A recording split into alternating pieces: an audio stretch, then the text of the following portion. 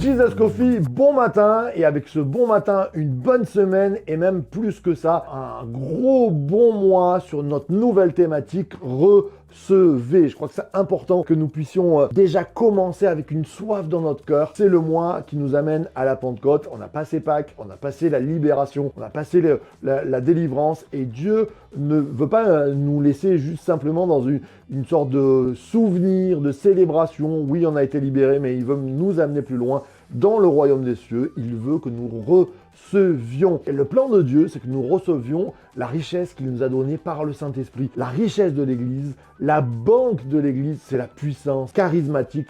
Quand je dis charisme, c'est la grâce.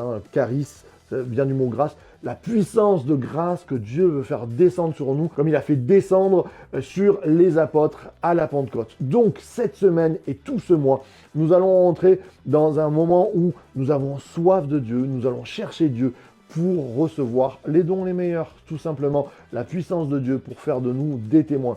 Dieu ne veut pas que tu sois simplement un spectateur qui regarde et qui dise « Waouh, il nous a délivrés », mais il veut faire de toi un acteur. Je veux t'amener sur cette thématique qui se retrouve dans Jean, où Jésus, à la fin de l'évangile, va souffler sur ses apôtres. C'est un geste pour moi prophétique. Il n'y a rien qui se passe foncièrement dans ce moment-là.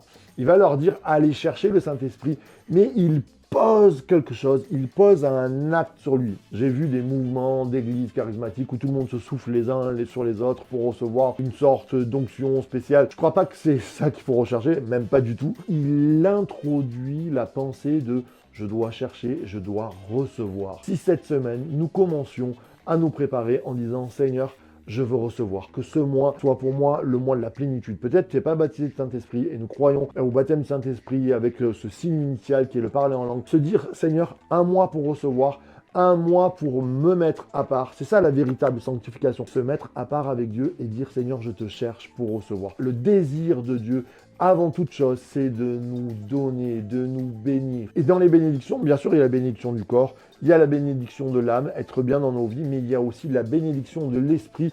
Il veut nous remplir de son esprit afin que notre esprit soit nourri des bonnes choses, afin que tu reçoives pendant ce temps la plénitude de Dieu et la richesse de Dieu qui sont les dons que tu retrouves par exemple dans 1 Corinthiens 12. Je te prie de relire, reprends 1 Corinthiens 12 et regarde ce que Dieu veut te donner, bien sûr avec cet écrin entre 1 Corinthiens 12 et 1 Corinthiens 14, le 1 Corinthiens 13, l'amour par absolu. Quand nous recevons la puissance de Dieu, nous sommes remplis de l'amour de Dieu, nous sommes remplis des dons les meilleurs. Toute la semaine, juste avant le dimanche de Pentecôte, on se retrouvera aussi ensemble le lundi, le mardi, le mercredi, jeudi, vendredi, pour s'encourager à recevoir les dons les meilleurs.